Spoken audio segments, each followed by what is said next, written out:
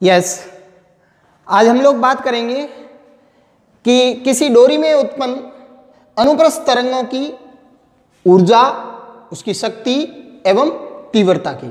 तो मेरे पास ये एक तनी हुई डोरी है और इस तनी हुई डोरी के अंदर ये एक तरंग उत्पन्न हुई है, अनुप्रस्थ तरंग, जिसमें डोरी के पार्टिकल्स ऐसे गति कर रहे हैं और इस डोरी में उत्पन्न विक्षोभ इधर की तरफ v स्पीड से जा रहा है। तो ये v तरंग की स्पीड है, तरंग का वेग है।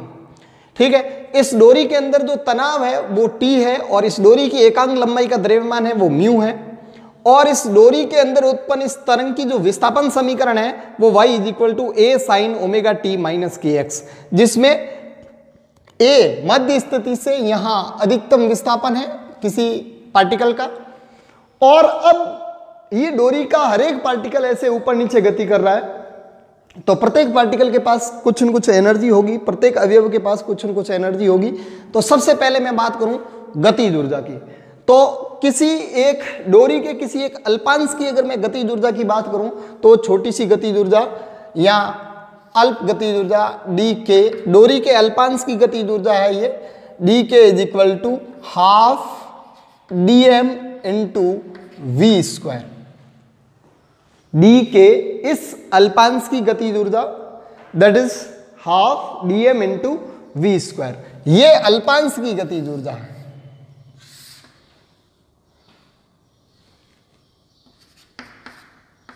डोरी के किसी अल्पांश की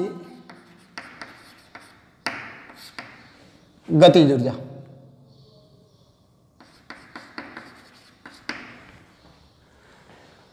तो यहां dm इस अल्पांश का द्रव्यमान और v इस अल्पांश की वेलोसिटी, जो अल्पांश मध्य स्थिति के इर्द गिर्द ऐसे सरलावर्त गति कर रहा है तो उसकी वेलोसिटी है। v यहां तरंग का वेग नहीं है, तो यहां से dm यहां dm that is equal to mu into dx। Mu एकांक लंबाई का द्रव्यमान और ये अल्पांश dx लंबाई का है तो dm तो हो जाएगा म्यू इंटू dx एवं v की बात करूं तो v हो जाएगा ∂y/∂t। y माध्यम के कणों का विस्थापन समीकरण है और इसका समय के सापेक्ष आंशिक अवकलन करें तो इसकी वेलोसिटी आ जाएगी।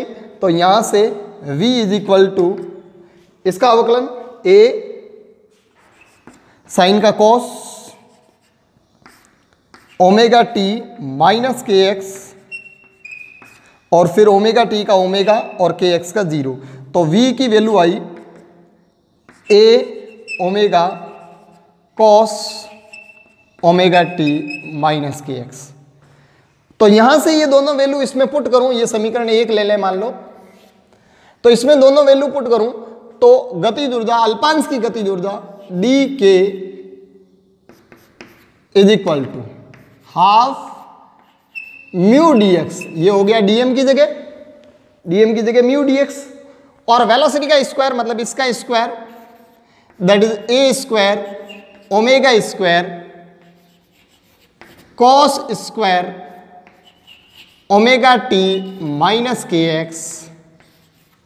ये हमारे पास किसी अल्पांश की गतिज ऊर्जा का सूत्र आ गया जो कि cos स्क्वायर के अंदर है। ठीक है, तो यहां से मैं इसको लिख सकता हूं डी के =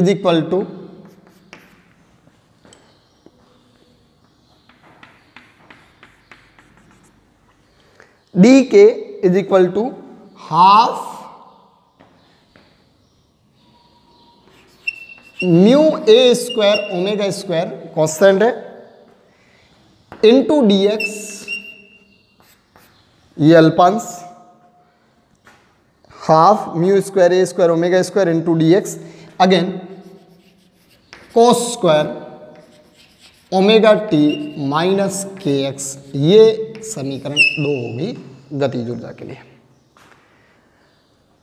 क्लियर। अब अपन बात करें अगला स्थितिज ऊर्जा की, तो नंबर 2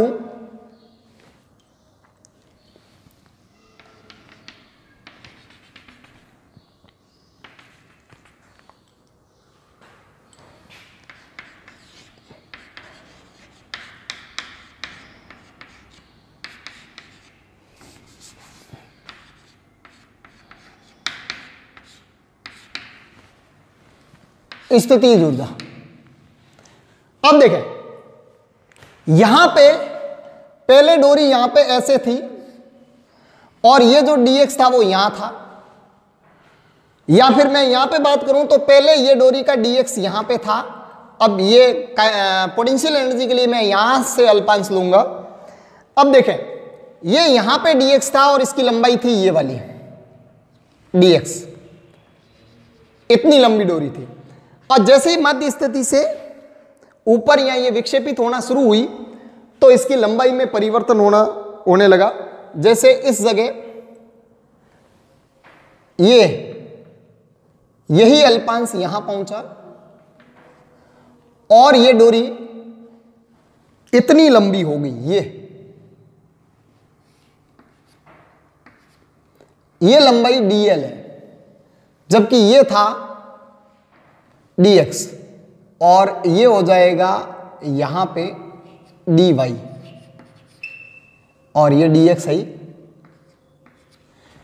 तो पहले डोरी की लंबाई थी dx और अब डोरी की लंबाई बढ़ करके, दोलन करने की वजह से बढ़ करके dl हो गई। तो ये जो लंबाई में परिवर्तन हुआ है, ये परिवर्तन तनाव के विरुद्ध हुआ है। तनाव इसको परिवर्तित नहीं होने दे रहा है, तनाव उस डोरी को खींच के रखना चाहता है, लेकिन फिर भी ये डोरी की लंबाई में परिवर्तन हुआ है। और ये डोरी की लंबाई में जो परिवर्तन हुआ है, इस तनाव बल के विरुद्ध इस डोरी की लंबाई में वृद्धि करने में जो कार्य किया गया है, वो कार्य इस डोरी के प्रत्येक अल्पांश में स्थितिज ऊर्जा के रूप में संचित हो जाएगा। तो हम लोग यहां पे कहेंगे स्थितिज ऊर्जा क्या होती है? तो स्थितिज ऊर्जा डोरी की लंबाई में परिवर्तन के दौरान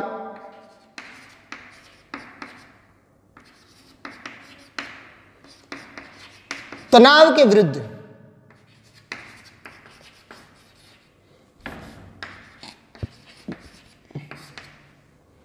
किया गया कार्य।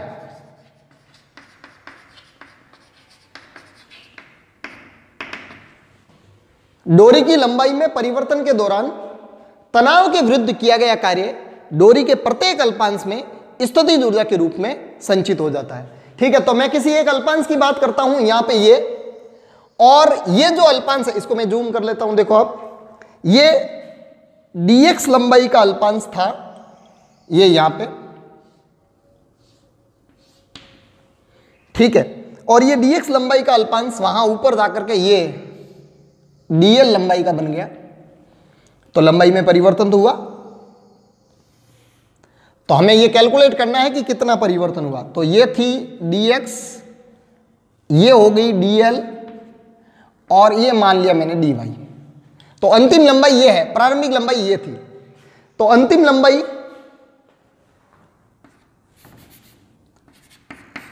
डोरी के अल्पांश की अंतिम लंबाई, डोरी के अल्पांश की अंतिम लंबाई dl is equal to under root of dx square plus dy square. अंतिम लंबाई ये है और ये इस त्रिभुज का क्या है? कर्ण है। तो कर्ण is equal to under root of आधार स्क्वायर प्लस लंब स्क्वायर, ये अंतिम लंबाई है। तो लंबाई में परिवर्तन कितना हुआ? तो लंबाई में परिवर्तन आता है डोरी की लंबाई में परिवर्तन, डोरी की लंबाई में परिवर्तन डेल्टा x, दैट इज अंतिम लंबाई dl माइनस प्रारंभिक लंबाई dx। प्रारंभिक लंबाई dx थी ये वाली डोरी जब यहां थी, और अंत में डोरी वहां पहुंच गई तो लंबाई ये होगी। तो अंतिम लंबाई माइनस प्रारंभिक लंबाई, अंतिम लंबाई ये रही। तो यहां से ये हो जाएगा under root of dx square plus dy square minus dx। यहां तक नोट करें। यस, तो हम लोग यहां से इसको आगे सॉल्व करते हैं। तो delta x is equal to, यहां से dx को मैं कॉमन लेता हूं तो ये हो जाता है dx स्क्वायर बाहर आएगा तो dx बाहर आया, dx और अंदर रहा 1 प्लस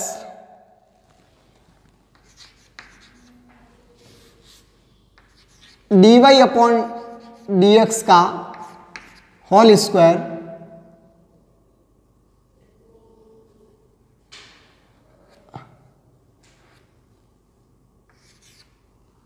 की पावर 1/2, इसकी माइनस dx उधर है। और यहां पे द्विपद विस्तार लगाऊं, द्विपद विस्तार है कि 1 प्लस एक्स की पावर n, यदि x is very very less than 1 हो तो ये हो जाता है 1 प्लस nx, ये द्विपद विस्तार है। यदि x is very very less than 1 हो तो 1 प्लस x की power n is equal to 1 plus nx होता है द्विपद प्रमेय विस्तार से। तो अगर ये फॉर्मूला यहां लगाऊं, बिकॉज 1 की तुलना में dy बाई dx का होल स्क्वायर एक बहुत ही छोटी राशि है, ढाल है वो dy बाई dx, तो वो ढाल 1 से बहुत छोटा है। तो यहां से delta x is equal to dx बार है ही, और यहां पे 1 प्लस ये पावर आगे आ जाएगी तो हाफ dy बाई dx का होल स्क्वायर इन माइनस dx, और यहां से इस dx और इस dx को अगर कॉमन ले लिया जाए और तो यहां से dx is equal to 1 plus half dy by dx का होल स्क्वायर माइनस 1, और यहां से 1 से 1 कैंसिल, और ये हो जाएगा ये dx अंदर चला जाएगा वापस, dx by 2 dy by dx का होल स्क्वायर। ये लंबाई में परिवर्तन आया डेल्टा x। तो इस लंबाई में परिवर्तन के लिए या लंबाई में इतने परिवर्तन के दौरान तनाव बल के विरुद्ध किया गया कार्य, तनाव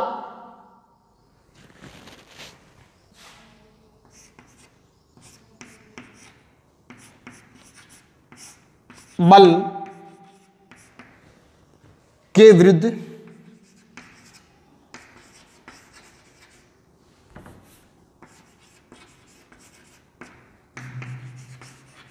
किया गया कार्य, तनाव बल के विरुद्ध किया गया कार्य, छोटा सा कार्य dw that is equal to t into delta x, लंबाई में परिवर्तन।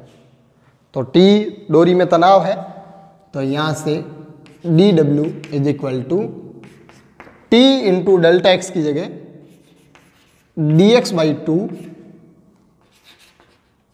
dy बाई dx का होल स्क्वायर, ये कार्य आया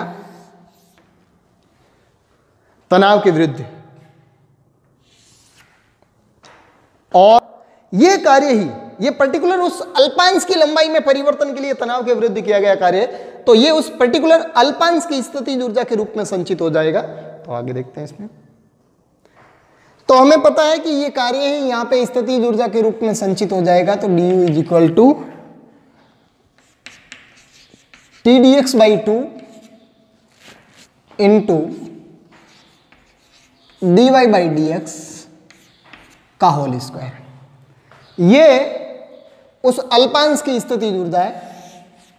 तो ये इक्वेशन नंबर 3 हो गई, 1 और 2 पहले आ चुकी है, तो इक्वेशन नंबर 3। ठीक है, अब हम लोग इसको यहां से रिमूव कर देते हैं। अब देखें यहां पे जो ये dy/dx है वो तरंग का ढाल है, तरंग का ढाल, या हम लोग इसको ढाल को स्लोप कह सकते हैं। तो तरंग का ढाल मैक्सिमम कहां होता है? तरंग का ढाल देखिए, ये तरंग है, ये यहां पे इसका स्लोप मैक्सिमम है, यहां पे इसका स्लोप मैक्सिमम है, फिर स्लोप घटा घटा घटते घटते 0 और फिर वापस मैक्सिमम। इसका मतलब यह हुआ कि अगर स्थितिज ऊर्जा और गतिज ऊर्जा की बात करें तो उसका अगर अपन कंपैरिजन देखें, इसकी कैलकुलेशन बाद में करेंगे, पहले हम लोग अधिकतम मिनिमम अगर बात करें तो इधर देखें, मध्य स्थिति पर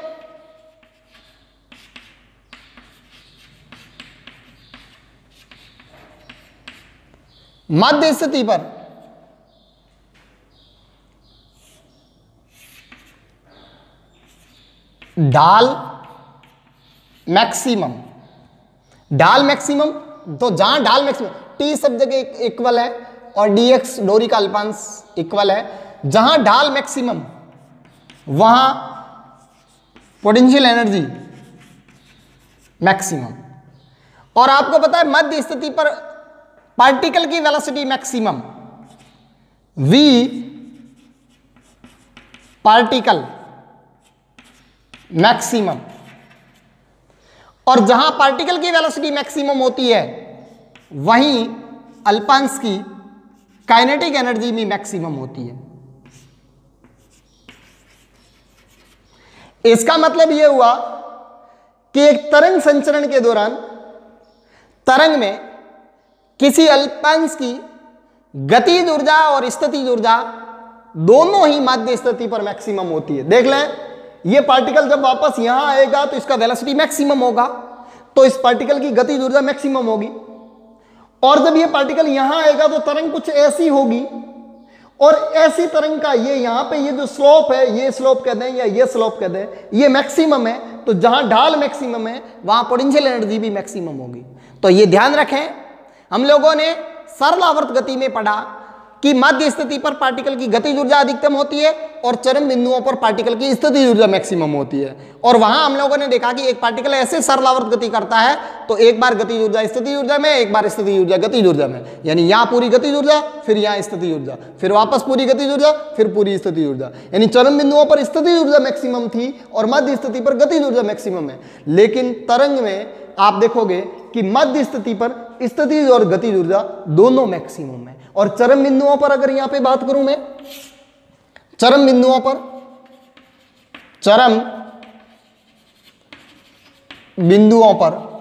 तो चरम बिंदुओं पर मुझे पता है पार्टिकल की जो वेलोसिटी है v particle that should be 0। मुझे पता है यहां पे ये अवयव जाके रुकेगा और फिर वापस आएगा और फिर नीचे जाके रुकेगा, फिर वापस आएगा, फिर ऊपर जाके रुकेगा। यहां पार्टिकल की वेलोसिटी मैक्सिमम थी, यहां 0 होगी, यहां 0 होगी, तो पार्टिकल की वेलोसिटी 0 तो काइनेटिक एनर्जी 0, उस अल्पांश की काइनेटिक एनर्जी 0 होगी। और यहां पे अगर मैं चरम बिंदुओं की बात करूं तो ढाल 0 होगा, ढाल 0 कैसे? देख लो, यहां पे ढाल मैक्सिमम, फिर ढाल धीरे धीरे घटता गया और इस जगह इस पे खींची गई रेखा हॉरिजॉन्टल है, क्षैतिज है, और क्षैतिज रेखा का ढाल कितना होता है? 0। तो यहां ढाल 0, तो ढाल 0 तो स्थितिज ऊर्जा किस पे डिपेंड करती है? ढाल पे। तो इसका मतलब यहां पे स्थितिज ऊर्जा भी 0 होती है, तो du = 0। इसका मतलब एक तरंग संचरण के अंदर गतिज ऊर्जा और स्थितिज ऊर्जा डिस्ट्रीब्यूटेड रहती है, कुछ स्थानों पर 0 होती है और कुछ स्थानों पर मैक्सिमम होती है। तो जहां 0 थी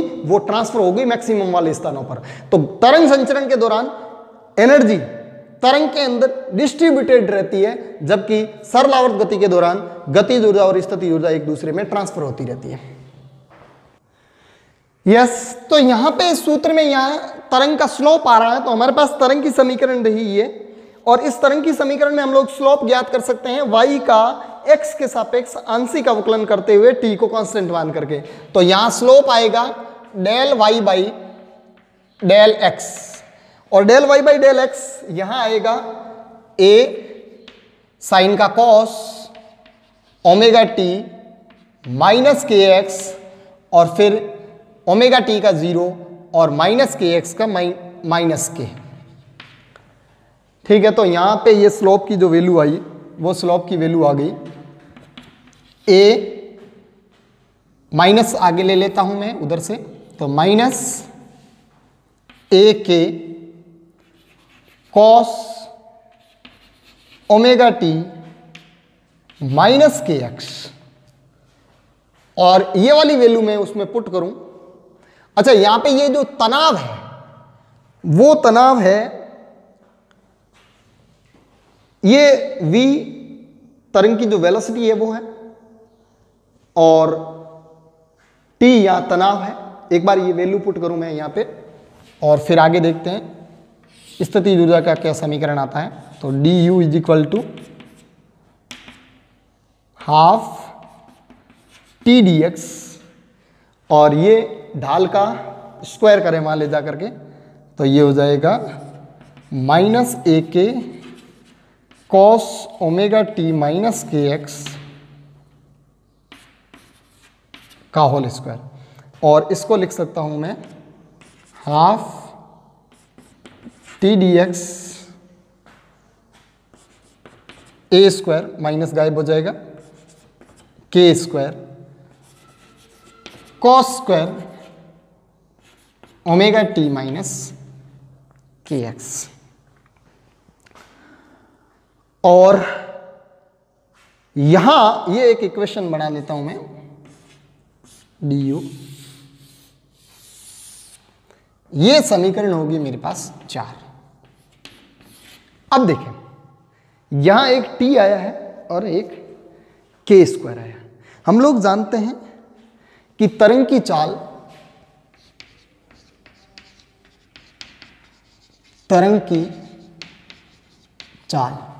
डोरी में तरंग की चाल है, तो डोरी में तरंग की चाल होती है v is equal to under root t upon mu. तो यहां से t is equal to mu into v square, ये। और वैसे किसी तरंग की चाल होती है v is equal to omega upon k, omega आवृत्ति है तरंग की, और k उस मीडियम का संचरण नियतांक है। अगर डोरी है तो डोरी के अंदर तरंग का संचरण नियतांक हो जाएगा। तो यहां से वी स्क्वायर, यहां से मुझे के स्क्वायर चाहिए, तो के स्क्वायर हो जाएगा omega square upon we square. अब ये जो t और k स्क्वायर की वैल्यू है वो अगर मैं यहां पे पुट करूं तो du क्या आएगा, देखें तो du आएगा, मैंने t की वैल्यू यहां और k स्क्वायर की वैल्यू यहां रखनी है, तो du आया हाफ t की जगह mu V square into D X A square, और के स्क्वायर की जगह omega square upon we square into cos square omega T minus के एक्स। और यहां से ये देखिए वी स्क्वायर से वी स्क्वायर कैंसिल हुआ, और इसको लिख सकता हूं हाफ म्यू ए square omega square into D X into cos square omega T minus के एक्स। ये आपका डी यू है, और आपने ये आपकी समीकरण होगी 5।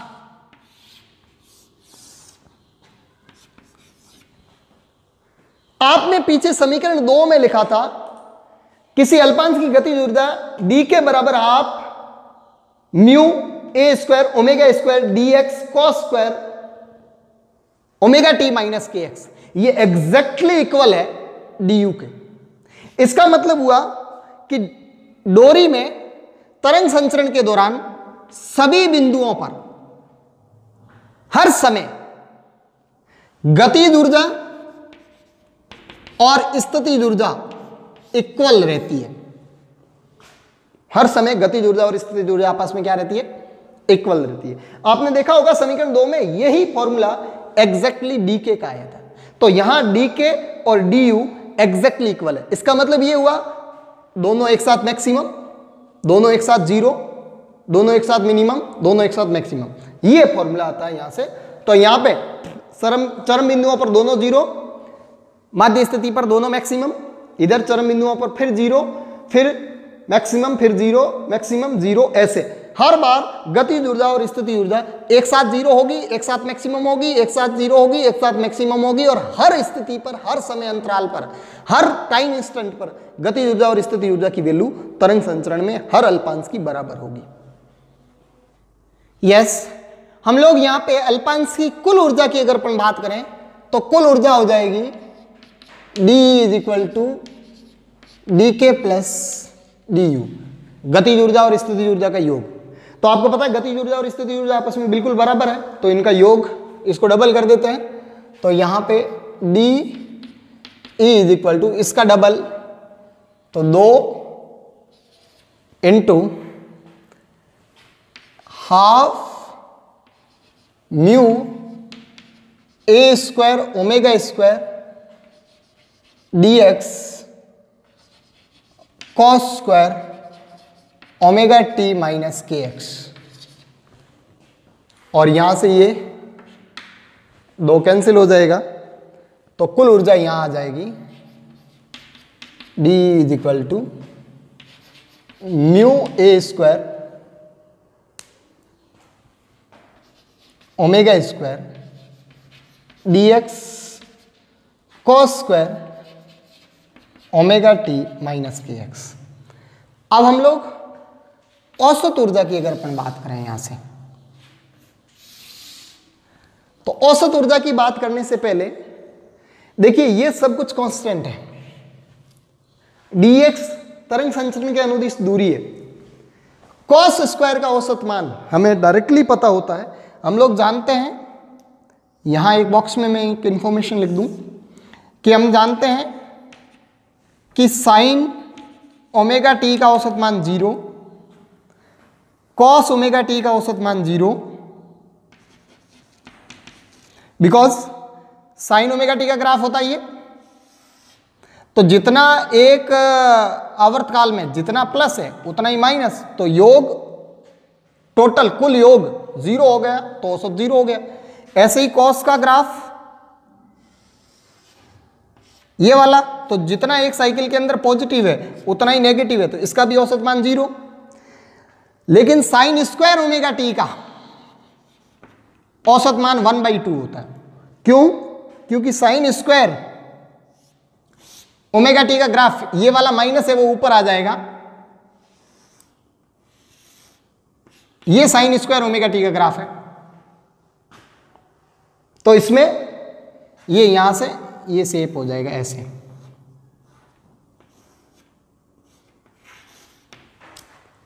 तो यहां से ये और ये योग करके अपन 2 का भाग देंगे तो इसकी वैल्यू 1/2 आएगी। ऐसे ही cos स्क्वायर ओमेगा टी का औसत मान भी 1/2 होता है, उसका ग्राफ भी कुछ ऐसा, ये वाला ऊपर आ जाएगा, ठीक है। तो उसका ग्राफ भी कुछ ऐसा होने वाला है, ठीक है।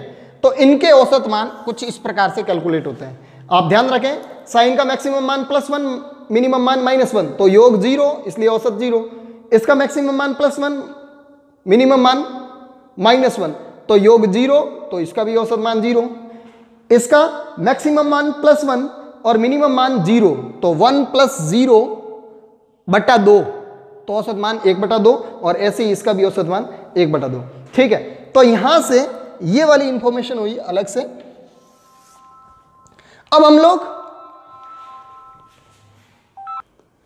तो यहां से cos स्क्वायर की औसत वैल्यू 1/2 लिखूं, तो मेरे पास जो कुल ऊर्जा की जो औसत वैल्यू है, अल्पांश की कुल ऊर्जा की एवरेज वैल्यू आएगी वो इसकी वैल्यू 1/2, तो 1/2 को आगे ले लिया, तो 1/2 म्यू ए square omega square into dx। ये किसी अल्पांश की, डोरी के किसी अल्पांश की औसत ऊर्जा है, औसत यांत्रिक ऊर्जा है। अब मैं बात करूं शक्ति की, शक्ति, तो शक्ति हो जाएगी P बराबर डी अपॉन डी टी। तो यहां पे डी की वैल्यू पुट करूं तो शक्ति का वैल्यू हो जाएगा हाफ म्यू ए स्क्वायर ओमेगा स्क्वायर, और ऊपर हो जाएगा dx और बटे में हो जाएगा dt, dx upon dt। dx इस दिशा में दूरी और dt समय अंतराल, तो इधर की तरफ एकांक समय अंतराल में तय की गई दूरी तरंग की स्पीड होती है, तो ये वेव की स्पीड हो जाएगी। तो यहां से p is equal to half mu A square omega square into speed of wave, ये वेव की स्पीड है।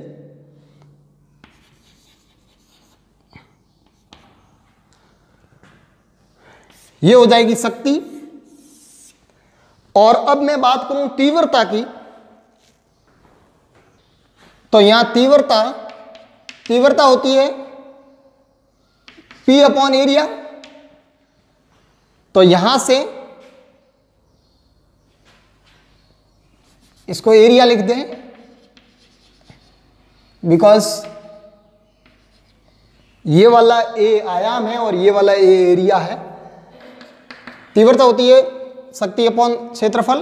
तीव्रता के सूत्र में शक्ति की वैल्यू रखूं तो हाफ म्यू ए स्क्वायर ओमेगा स्क्वायर वी, तरंग की स्पीड, अपॉन एरिया। और यहां से I is equal to half mu को मैं लिख सकता हूं m upon l into area, आयाम का स्क्वायर है, into omega square into v.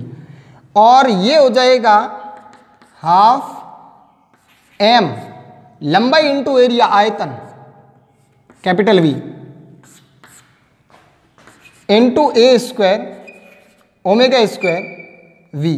और ये द्रव्यमान बटे आयतन घनत्व, तो यहां से तीव्रता I बराबर हो जाएगी half rho a square omega square we.